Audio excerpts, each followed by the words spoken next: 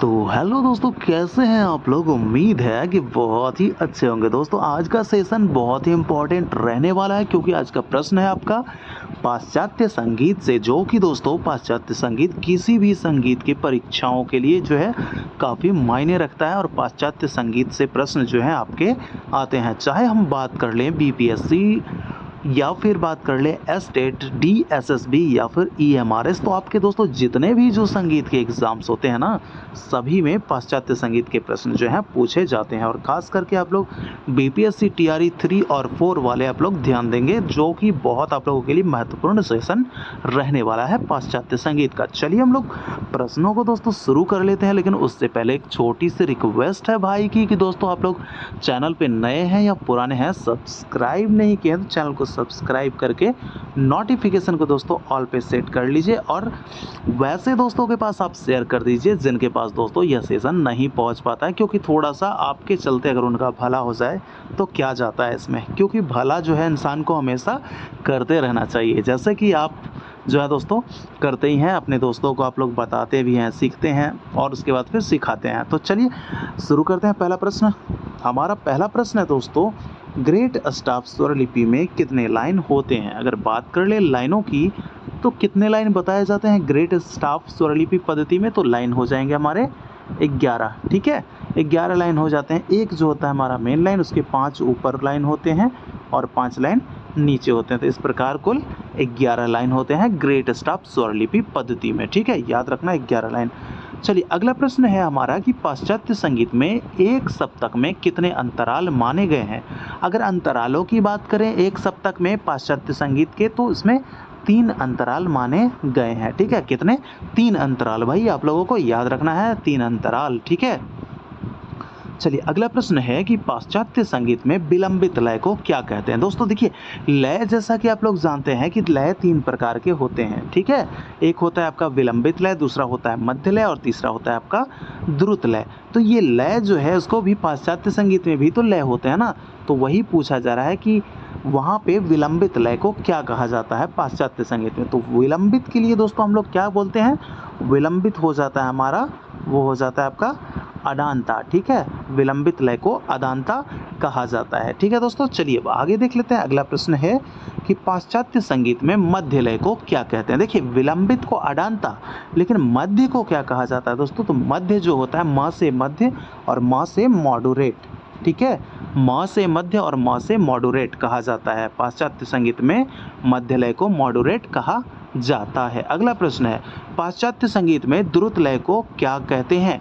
यानी द्रुत लय की बात हो रही है, तो द्रुत लय जो होता है क्या होता है, फास्ट होता है। तो आप वीवो मोबाइल चलाते हैं ना, तो वीवो जो है वो क्या चलता है, फास्ट चलता है। तो वीवो आपको याद रखना है कि द्रुत लय क्या होता है पाश्चात्य संगीत में, द्रुत लय को वीवो कहा जाता है और विलंबित लय को अदांता कहा जाता है और मध्य लय को मॉडुरेट कहा जाता है। ठीक है दोस्तों, चलिए अगला प्रश्न है हमारा कि पश्चिमी देशों की मुख्य स्वरलिपि कौन है। तो दोस्तों बात कर ले पश्चिमी देशों की मुख्य, अगर स्वरलिपि की बात कर ले तो मुख्य हो जाता है वहाँ पे कौन सा, अष्टाव स्वरलिपि। ठीक है, अष्टाव स्वरलिपि मुख्य रूप से वहाँ पे कितने 4 स्वरलिपियाँ हैं पाश्चात्य संगीत की।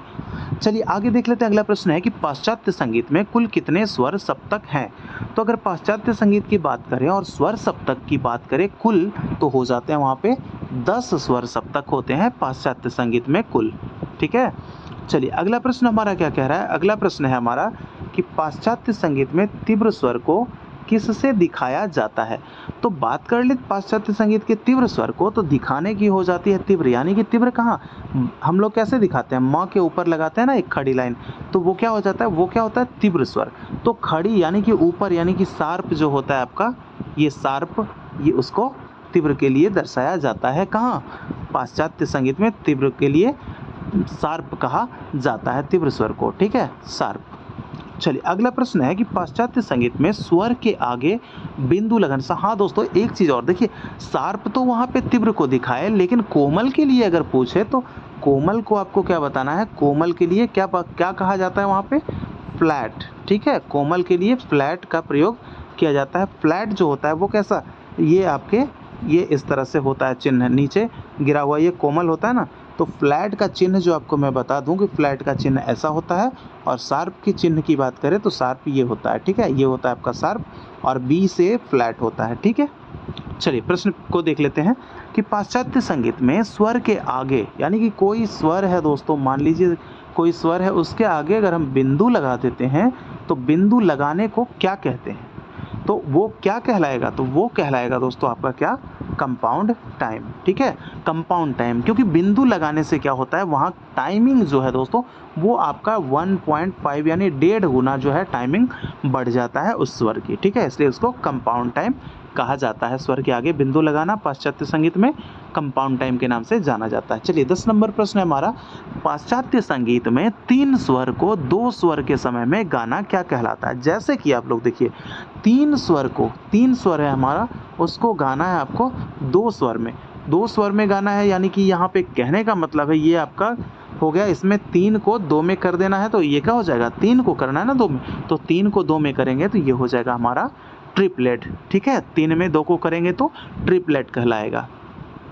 चलिए अगला प्रश्न है, ट्रेबल क्लैप कहाँ स्थित होता है। अगर ट्रेबल क्लैप की अगर हम बात कर ले तो ट्रेबल क्लैप कहाँ स्थित होता है, तो वो हो जाएगा आपके कॉमन लाइन के ऊपर, ठीक है, कॉमन लाइन के ऊपर। और ट्रेबल क्लैप का जो चिन्ह होता है दोस्तों वो मैं आपको अगर बताऊं तो ट्रेबल क्लैप का चिन्ह ऐसे इस तरह से कुछ होता है, ठीक है, मुझे वैसे तो बनाना नहीं आ रहा, लेकिन ये जो है इस टाइप का आप जो है समझ चुके होंगे, क्योंकि आप काफ़ी दोस्तों आप लोग पढ़ चुके हैं ये सब, तो आप लोग अभी तक तो बिल्कुल समझ ही गए होंगे। चलिए तो कॉमन लाइन के ऊपर क्या होता है, ट्रेबल क्लैप का चिन्ह होता है, ठीक है। चलिए अगला प्रश्न है कि तार सप्तक से ऊपर स्वर को लिखने के लिए किसका प्रयोग करते हैं। दोस्तों सप्तक जो है जैसे कि मंद्र, मध्य और तार, ठीक है, तो यहाँ पूछा जा रहा है कि पाश्चात्य संगीत में तार सप्तक के स्वरों को लिखने के लिए किसका प्रयोग करते हैं। तो दोस्तों जो लाइन बनाते हैं ना तार सप्तक के लिए, जो ऊपर में जो लिखते हैं तार सप्तक, उसको क्या कहते हैं, उसको कहते हैं दोस्तों मेजर लाइन का प्रयोग करते हैं, ठीक है, मेजर लाइन, तार सप्तक के स्वर ऊपर स्वर लिखने के लिए पाश्चात्य संगीत में मेजर लाइन का प्रयोग किया जाता है, याद रखना है इस चीज़ को। चलिए अगला प्रश्न है कि स्त्रियों की गायन सीमा को क्या कहा जाता है। जो स्त्रियों की गायन सीमा होती है उसको दोस्तों क्या कहा जाता है, तो अल्टो कहा जाता है, ठीक है। प्रश्न बनेंगे, प्रश्न दोस्तों ये सब पूछे गए हैं, ऐसा नहीं कि आपको ये जो है रिवीजन केवल यूं ही करवाया जा रहा है दोस्तों, तो ये सब प्रश्न जो है आपके बहुत सारे एग्जाम्स में पूछे जा चुके हैं, ठीक है। तो पाश्चात्य संगीत को बिल्कुल नॉर्मल में नहीं लेना है, नॉर्मल वे में पाश्चात्य संगीत का भी अपना एक भूमिका है, ठीक है, आपको एग्ज़ाम पास करवाने के लिए। चलिए तो स्त्रियों की गायन सीमा हो गई, उसको क्या कहते हैं, अल्टो कहते हैं। अगला प्रश्न है, बेस क्लैप में किसके स्वर दिखाए जाते हैं। दोस्तों बेस क्लैप की अगर हम बात करें तो बेस क्लैप में किसके स्वर दिखाए जाएंगे, तो वो उसमें आपके किसके स्वर दिखाए जाएंगे, तो वो आपके मंद्र सप्तक के स्वर दिखाए जाते हैं बेस क्लैप, ठीक है, ये बेस क्लैप जो होता है मंद्र सप्तक के स्वर इसमें दिखाए जाते हैं। अगला प्रश्न है कि पाश्चात्य संगीत में वृंद वादन को क्या कहा जाता है। तो वृंद वादन की अगर बात कर ले दोस्तों तो पाश्चात्य संगीत में उसे ऑर्केस्ट्रा के नाम से जाना जाता है, ऑर्केस्ट्रा उसको कहा जाता है। और भारत ने वृंद वादन जो है बताया है, वृंद वादन के बारे में, उसमें क्या होते हैं, वृंद वादन जो है 3 प्रकार के बताए हैं भरत जी ने, तो वो सब याद रखना है। तो वृंद वादन को ऑर्केस्ट्रा की संज्ञा दी गई है, ऑर्केस्ट्रा कहा गया है, ठीक है। और दोस्तों प्राचीन समय में वृंद वादन को जो दोस्तों है भरत जी ने कहा है, वो क्या कहा है दोस्तों, चलिए फटाफट आप मुझे कमेंट के माध्यम में बताइए। आप लोगों के लिए ये जो है प्रश्न है कि भरत जी ने वृंद वादन को किसकी संज्ञा दी है, कुतुब या फिर कुछ और, तो फटाफट आप लोग कमेंट के माध्यम से बताइए मुझे। चलिए प्रश्न हम लोग देख लेते हैं अगला कि पाश्चात्य संगीत में प्रद्रुत लय को क्या कहा जाता है। देखिए प्रद्रुत लय, तो पाश्चात्य संगीत प्रद्रुत लय पूछे तो उसको क्या कहा जाएगा, ऑग्रो, ठीक है, ऑग्रो, AUGERO, ठीक है, ये होता है ऑग्रो, ठीक है। पाश्चात्य संगीत में प्रद्रुत लय को ऑग्रो के नाम से जाना जाता है, ठीक है। चलिए अगला प्रश्न है कि पाश्चात्य संगीत में श्रुति को क्या कहा जाता है। देखिए श्रुति की बात करें दोस्तों तो बहुत सारे जो है इस पे यहाँ पे कन्फ्यूज़न उत्पन्न हो जाता है, लेकिन बहुत ज़्यादा जगह जो आपको लिखा हुआ मिलेगा वो माइक्रोटोन मिलेगा और कहीं पे आपको लिखा हुआ टोन भी मिल जाता है। तो दोस्तों देखिएगा ऑप्शन के हिसाब से वो क्या रहता है, आप लोग उसके बाद वहाँ पे टिक कीजिएगा। वैसे आप लोगों ने ज़्यादा माइक्रोटोन ही पढ़ा होगा। ठीक है। तो पाश्चात्य संगीत में श्रुति को क्या कहते हैं? माइक्रोटोन कहते हैं। अगर टोन वाला ऑप्शन रहे, माइक्रोटोन न रहे, तो टोन को आपको क्या करना है? टिक कर देना है, ठीक है। चलिए अगला प्रश्न है कि हिंदुस्तानी स्वर नी को सोल्फा पद्धति में क्या कहते हैं? देखिए सोल्फा पद्धति में अगर स्वर की बात कर ले तो वहाँ भी आपके स्वर क्या हो जाते हैं?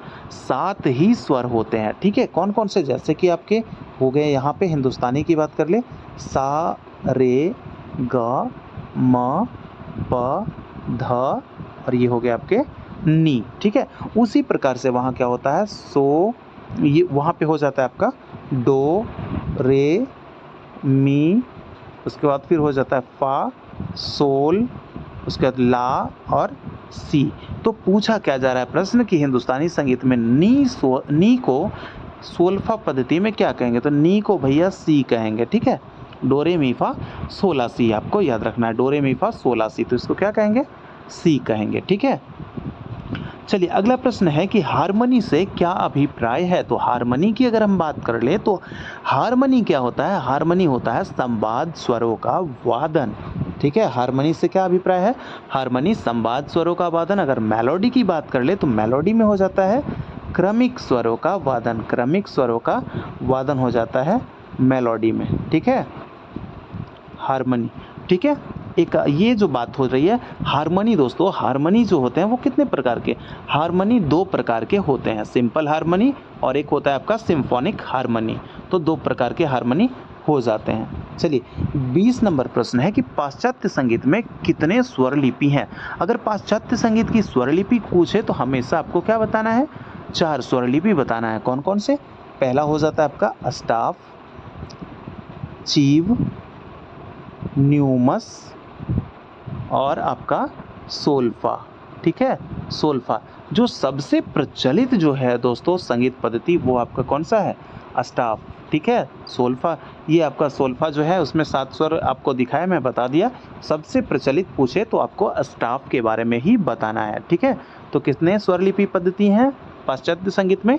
4, ठीक है। अस्टाफ, चीव, न्यूमस और सोल्फा। अगला प्रश्न है न्यूमस स्वरलिपि का विकास कहाँ हुआ? देखिए न्यूमस स्वरलिपि की विकास, सबसे पहले हम उत्पत्ति की बात कर ले, इसकी उत्पत्ति कहाँ हुई? तो इसकी उत्पत्ति जो है दोस्तों, न्यूमस की उत्पत्ति कहाँ? मिस्र में मानी जाती है, ठीक है। कहाँ? मिस्र। कहीं पे आपको ऑप्शन में इजिप्ट भी दिया हुआ रह सकता है, क्योंकि इजिप्ट जो है दोस्तों आप याद कीजिए, इजिप्ट मिस्र का ही नाम है, मिस्र को इजिप्ट कहा जाता है। जैसे कि भारत और इंडिया में कोई फ़र्क नहीं है, उसी तरह से मिस्र और इजिप्ट में कोई फ़र्क नहीं है। तो इसका विकास कहाँ हुआ? उत्पत्ति कहाँ हुई? तो मिस्र में। और प्रश्न पे आते हैं विकास कहाँ हुआ, तो जवाब हो जाएगा रोम के चर्च में, ठीक है, रोम के चर्च में। चलिए अगला प्रश्न है 22 नंबर का प्रश्न है कि किस स्वरलिपि में गणितीय चिन्हों का प्रयोग होता है? देखिए गणितीय चिन्हों के अगर प्रयोग की हम बात करें तो वो चीव स्वरलिपि पद्धति में हो जाएगा। क्यों? क्योंकि ये जो है फ्रांस के एक चीव नामक गणितज्ञ ने इसकी उत्पत्ति की थी, और चीव जो है वो गणितीय शब्दों, गणितीय सांकेतिक चिन्हों का प्रयोग करते थे, ठीक है। तो किसमें? चीव। चीव की उत्पत्ति कहाँ, किस देश में? तो ये आपको बताना है फ्रांस में, ठीक है, ठीक है। तो हारमोनियम, दोस्तों फ्रांस से याद आ गया कि हारमोनियम का भी आविष्कार जो हुआ था वो कहाँ हुआ था? फ्रांस में हुआ था, ठीक है। लगभग ये आपके 1840 ईस्वी में फ्रांस के पेरिस शहर से माना जाता है। लेकिन दोस्तों एक चीज़ आपको यहाँ पे आपसे सवाल करेंगे हम कि आपको बताना है कि हारमोनियम के आविष्कारक कौन थे, ठीक है, अलेक्जेंडर डेवेन या फिर कोई और, ठीक है। तो जो भी सही जवाब है आप मुझे कमेंट के माध्यम से बताइए। चलिए 23 नंबर प्रश्न देखते हैं, अष्टाफ स्वरलिपि पद्धति में कितने अष्टाफ लाइन होते हैं? तो देखिए अष्टाफ लाइनों की अगर बात कर ले तो यहाँ पे 11 अष्टाफ लाइन होते हैं, ठीक है, 11 अष्टाफ लाइन होते हैं। चलिए अगला प्रश्न है कि पाश्चात्य संगीत में एक मात्रा को क्या कहते हैं? अगर मात्रा एक हो दोस्तों उसको क्या बोलेंगे पाश्चात्य संगीत में मात्रा को? तो मात्रा जब एक हो तो उसको सेमी ब्रेव कहा जाता है। उसको क्या कहते हैं? Semi brave. एक मात्रा को सेमी ब्रेव कहा जाता है। चलिए अगला प्रश्न है पाश्चात्य संगीत में आधी मात्रा को क्या कहते हैं? यानी कि 1/2 आधी मात्रा जो है आपकी उसको क्या कहते हैं? तो 1/2 यानी आधी मात्रा को मीनिम कहा जाता है, ठीक है। दोस्तों याद रखना है क्या? मीनिम। चलिए अब आगे बढ़ जाते हैं अगला प्रश्न, यानी अगला प्रश्न है कि पाश्चात्य संगीत में 1/4 मात्रा को क्या कहते हैं, यानी कि 1/4। तो 1/4 जो होगा दोस्तों उसको क्या कहेंगे, क्रॉन्चेट। उसको क्या कहेंगे, पाश्चात्य संगीत में 1/4 मात्रा को क्रॉन्चेट के नाम से जाना जाता है। ठीक है जी। चलिए दोस्तों, मज़ा आ रहा है ना सेशन को करने में। दोस्तों आपसे उम्मीद है कि बस आप चैनल को सब्सक्राइब कर दीजिए, क्योंकि दोस्तों आप ही लोग के लिए इतना जो है हम प्रयास करते हैं, इतना मेहनत करते हैं, आप लोग के लिए जो है प्रश्न लाते हैं, ढूंढते हैं, मेहनत करते हैं, तो बस आप लोगों के लिए, तो मेरे मोटिवेशन के लिए मेरे दोस्त आप लोग एक सब्सक्राइब तो कर ही सकते हैं। उम्मीद है कि अपने प्यारे हाथों से अब तक सब्सक्राइब करके नोटिफिकेशन को मेरे भाई ऑन कर दिए होंगे। ठीक है। चलिए अगला प्रश्न है दोस्तों 27 नंबर का कि पाश्चात्य संगीत में 1/8 मात्रा के लिए क्या लिखा जाता है। तो दोस्तों 1/8 मात्रा, जैसा कि मैंने आपको ऊपर बताया 1/4, अब यहाँ पे देखना है 1/8। ठीक है। 1/8 को क्या बोलेंगे दोस्तों 1/8 के लिए, तो वो बोलेंगे क्वेयर। ठीक है, उसको क्या कहेंगे 1/8 मात्रा के लिए क्वेयर।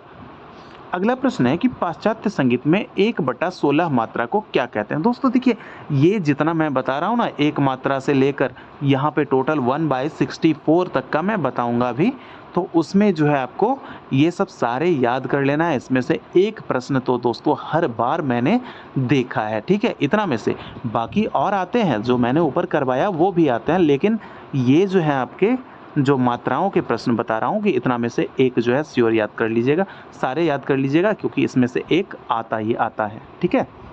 चलिए 28 नंबर है कि पाश्चात्य संगीत में 1/16 मात्रा को क्या कहते हैं।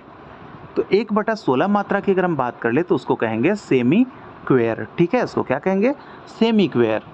चलिए अब अगला प्रश्न है 29 नंबर का प्रश्न हमारा कि पाश्चात्य संगीत में 1/32 मात्रा को क्या कहते हैं। देखिए 1/32 हो रहा है, तो ये जो है आपके इसको क्या कहा जाएगा, तो इसको कहा जाएगा सेमी डेमी क्वेयर। ठीक है, सेमी डेमी क्वेयर। ठीक है, याद रखना है सेमी डेमी क्वेयर 1/32 मात्रा को।